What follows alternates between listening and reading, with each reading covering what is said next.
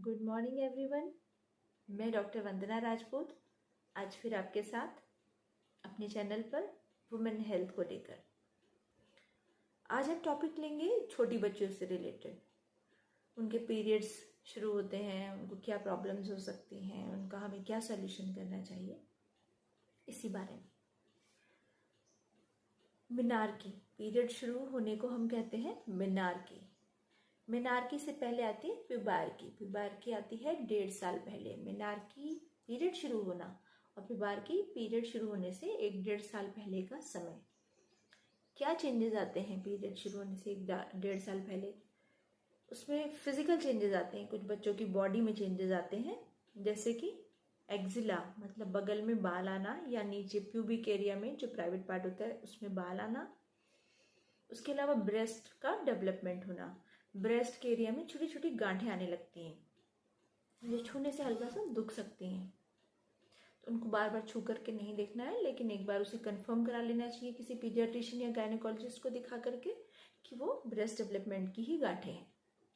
उसके अलावा और चेंजेस में हम एक स्पेशली मेंशन करना चाहूँगी, योनि या वेजाइना से थोड़ा सा सिक्रीशंस या डिस्चार्जेस आने शुरू हो जाते हैं पीरियड शुरू होने से करीब करीब 1-1.5 साल पहले से।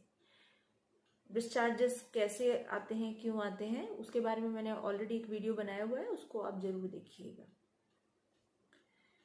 उसके बाद ये सारे जब चेंजेस सेटल हो जाते हैं 1-1.5-2 साल में, उसके बाद पीरियड्स की स्टार्टिंग होती है। आजकल पीरियड स्टार्ट होने की 10.5-12 साल तक जनरली स्टार्ट हो जाते हैं। काफ़ी कम एज है, बच्चे परेशान भी होते हैं उसकी वजह से। और पीरियड्स अगर ये सारे सेकेंडरी सेक्सुअल कैरेक्टर हम इनको बोलते हैं, ब्रेस्ट डेवलपमेंट, बगल में बाल आना, ये सब डेवलप हो चुके हैं और 16 साल 17 साल की एज हो गई, पीरियड्स नहीं आए, तब एक चिंता की बात है। उसके लिए हमें प्रॉपर इन्वेस्टिगेशन करानी पड़ती है, जांचें करानी पड़ती हैं। मेनार्की के समय मतलब पीरियड स्टार्ट होने के बाद जो रेगुलरिटी है पीरियड्स की, जो रेगुलरिटी मतलब 28 दिन में आता है कि 30 दिन में आता है कि 26 दिन में आता है, वो एक हर फीमेल का अलग अलग पैटर्न होता है। किसी का 28 दिन का साइकिल होता है, किसी का 26 दिन का, किसी का 32 दिन का। तो ये सारा जो रेगुलरिटी है ये आते आते करीब करीब 1.5 से 2 साल लग जाते हैं। इनिशियल जरूरी नहीं है कि जब से पीरियड शुरू होते हैं तब से पीरियड्स एकदम रेगुलर शुरू हो जाएंगे। शुरुआत में करीब 1.5-2 साल तक पीरियड्स की रेगुलरिटी में गड़बड़ रह सकती है। कभी वो जल्दी आ सकते हैं, कभी वो देर से आ सकते हैं और कभी मिस भी हो सकते हैं।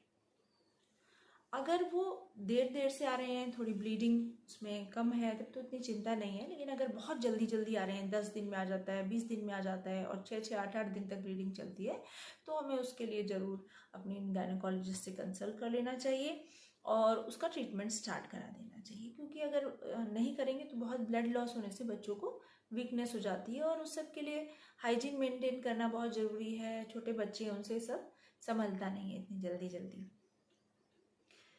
अब बची बात कि अगर मिस हो जाता है पीरियड, अगर मिस होते हैं तो हमें क्या ध्यान करना है? हमें ध्यान करना है कि अपनी बच्चियों से एक तो हमें बात करते रहना है, उनको हमें एजुकेट करना है कि पीरियड मिस होने के क्या क्या कारण हो सकते हैं। पीरियड मिस होने के कारण में क्या हो सकता है? हार्मोन्स का इम्बैलेंस, क्योंकि अभी सारे हार्मोन्स प्रॉपरली सेट नहीं है शुरुआत के 1-2 साल तक। दूसरा क्या हो सकता है? वही एग प्रोडक्शन ना हो रहा हो या अंडा ना बन रहा हो अभी उनका, तो उसकी वजह से पीरियड रेगुलरली नहीं आता है। पीरियड में जब भी अंडा बनता है, जब भी पीरियड शुरू हुआ उससे 14वें दिन पे अंडा बन के फूटता है और अंडा फूटने के ठीक 14 दिन बाद पीरियड आ जाता है। ये एक नॉर्मल साइकिल है 28 दिन का। लेकिन शुरुआत के कुछ 1.5-2 साल तक अंडा रेगुलरली नहीं बनता है तो पीरियड मिस हो सकते हैं। अगर अंडा बनेगा ही नहीं, फूटेगा ही नहीं, तो पीरियड भी टाइम से नहीं आएगा। लेकिन हमें अपने बच्चों को ये भी समझाना है कि अगर कभी पीरियड मिस हो गया है और उनके साथ किसी ने कुछ मिसबिहेव किया है या उनसे फिजिकल रिलेशन बनाने की कोशिश की है या उनके साथ कोई बैड टच हुआ है, तो वो सबसे पहले अपने घर में बताएं और अपने पेरेंट्स के साथ डिस्कस करें या अपने टीचर के साथ डिस्कस करें, क्योंकि उसमें प्रेगनेंसी होने के चांस हो सकते हैं और बच्चे डर की वजह से बहुत बार ये सब बातें घर में नहीं बताते हैं। तो ये बहुत ही इम्पोर्टेंट है, अपने बच्चों को एजुकेट करना हमें बहुत ज़रूरी है और उनके साथ कम्युनिकेशन बनाए रखना बहुत ज़रूरी होता है। अगर हम उनसे कम्युनिकेट नहीं करेंगे तो वो हमसे नहीं बता पाएंगे।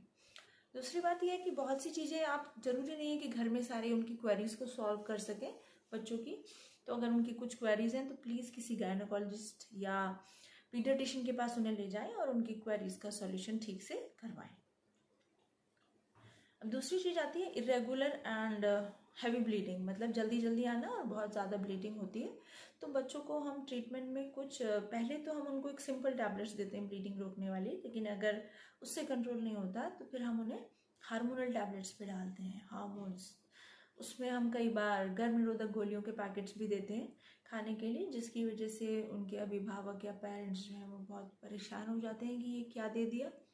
लेकिन उससे डरना नहीं है। इनिशियल 1.5-2 साल में अगर ब्लीडिंग बहुत हैवी है और बार बार जल्दी जल्दी हो रही है तो उसका ट्रीटमेंट हम लोग हार्मोनल टैबलेट से करते हैं और साथ ही साथ बच्चे की कुछ ब्लड टेस्ट, खून की जांच और अल्ट्रासाउंड भी कराते हैं।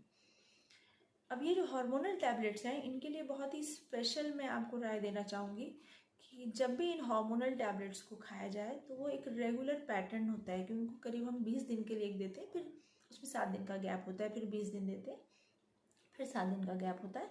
तो ऐसा नहीं कि ब्लीडिंग बंद हुई आपने टैबलेट बंद कर दी, ब्लीडिंग बंद हुई आपने टैबलेट बंद करी, टैबलेट बंद करने के 4-5 दिन में फिर से ब्लीडिंग आ गई, आपने फिर से टैबलेट खा ली, तो इस तरह से ब्लीडिंग बंद हो गई। तो ये इस तरह का पैटर्न आपको खुद से नहीं करना है। खुद से कभी भी हार्मोन्स की टैबलेट को आगे पीछे या ऊपर नीचे करके ना लें बिना किसी की ओपिनियन के। ज़रूर किसी गायनोकोलॉजिस्ट से मिले या पीडियाट्रिशियन से मिले और उस बारे में ठीक से राय लेकर के ही उस ट्रीटमेंट को आगे फॉलो करें। तो मेरा पर्पस इन सब वीडियोस को बनाने का यही है कि हम अपनी बच्चियों की हेल्थ का ध्यान रखें और स्पेशली जो सोसाइटी है, जो समाज है हमारा, वो फीमेल्स की हेल्थ के ऊपर ही टिका हुआ है। पूरी फैमिली फीमेल्स की हेल्थ के ऊपर टिकी होती है। तो बचपन से अगर उनकी हेल्थ अच्छी रहेगी तो पूरा समाज, पूरी सोसाइटी हेल्दी होगी।